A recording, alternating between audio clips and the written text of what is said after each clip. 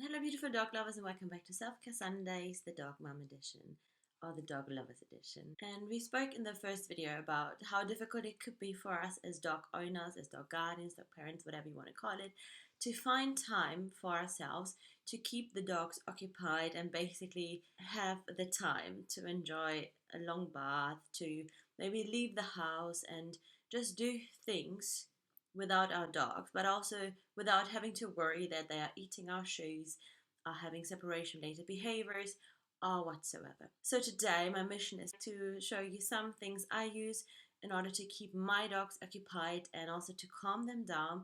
I spoke in another video and I will link it down below in the description box on how important calmness is for your household, for your dogs, even if you only have one dog, but why this is so important and how you can achieve the state of calm. And today I give you the tools, basically the passive calming activities, which are kind of like the equivalent to an adult coloring book. So it's something that our dogs do that is low arousal, that does not get them hyped or anything, but that gets them kind of in a chill mood. So an adult coloring book would get us into a mindful state. We are doing something that is not high energy, but we can sort our thoughts and just do something meditatively or without any pressure, etc. Same with our dogs. By introducing you to my favorite passive calming activities for my dogs and some super simple, super easy, quickly done recipes. I hope this will give you some options of having some time for yourself to do whatever you need to do or whatever you'd like to do in order to recover and focus on yourself without having to worry that your dog is bored or maybe starts chewing things they are not supposed to chew. Very often with our dogs it's the case that if we don't give them something to do, they pick something to do, and very often this is not what we would like them to pick. So we are going to die over a topple. I recently got the topple and I love this. The hole is a bit wider than with a Kong, so it's easier accessible. We're going over licky mats, big win for me in my household. I love them, especially with a fearful dog, with a dog who's scared, who's easily scared. The licky mat I feel is amazing. It's soothing, but it's also for my Staffy really nice. And I usually simply spread on some canned food. This could be something special. You go easy with just one thing, or you can keep it a bit more fun, putting on different spreads, etc. But very easy peasy, very quickly done. And this will keep them occupied. Also, it helps to reduce anxiety. Licking for dogs is a soothing behavior, and rather than licking their paws or chewing their paws, they can lick the licky mat. Then obviously the Kong absolutely classic. You can freeze them, which I like to do. And I basically do the Kong and the topple, I feel them kind of like in the same way. Just the opening, as I said, for the big, like the large topple is a bit easier to access. So my boys just simply have a bit more fun. With Rambo, if I want to keep him entertained, I would just pop in a bigger piece of chicken. It's not bigger than the hole because that would be mean, but it's kind of like as big as the hole, so he has to bounce the Kong in order to get the chicken out. This would not work with Chalky because he kind of doesn't get the system of like bouncing something. So I think with different dogs, you might want to try out different things or get them introduced to different passive calming tools, passive calming activities on a very easy level so they can build up the skill and don't get frustrated.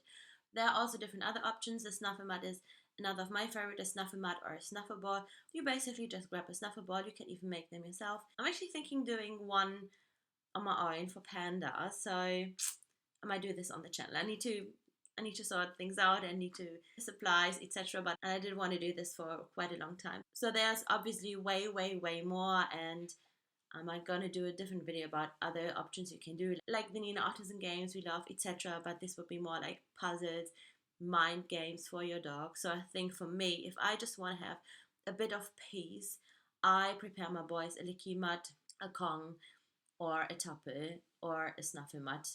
Rambo's not too keen on the snuffer mat, so again, different dogs, you will probably need to figure out what works for your dog, introduce them to this. But with Chalky, he gets one thing or the other every single day when I walk Rambo during lunchtime. So this is one thing I love doing, and it seriously helped so much because he would eat my shoes. He would bite off or chew on all my laces. So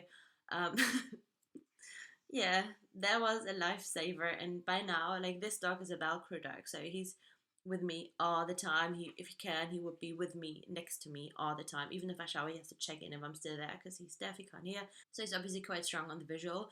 So for him, being alone was a really big challenge, and we can do this now easily by introducing things like blicky mats, etc. So Definitely something you want to try out. One word of warning though, a licky mud, etc., is a toy that is obviously destructible. So if you have a dog who really would eat this stuff, you might want to be really careful and monitor this and supervise this. Generally, I would always remove when done. My boys don't care, so I can leave it with them and they don't touch it. Maybe they just go back to like lick some more, but they would not chew on it. So if you have a dog who's different than this, then I would probably recommend a Kong, the black ones for the power chewers, because they tend to be, I guess, the toughest. There's a few things you might want to think about if you want to increase the challenge and your dogs are already used to licking and can do it with a Kong and don't get frustrated. Then the next level is you can freeze them and pop them basically in the freezer, have them ready for the next day if you want a bit of time for yourself, and just simply get them out. However, you do want to build this skill up, so you don't want to get them frustrated.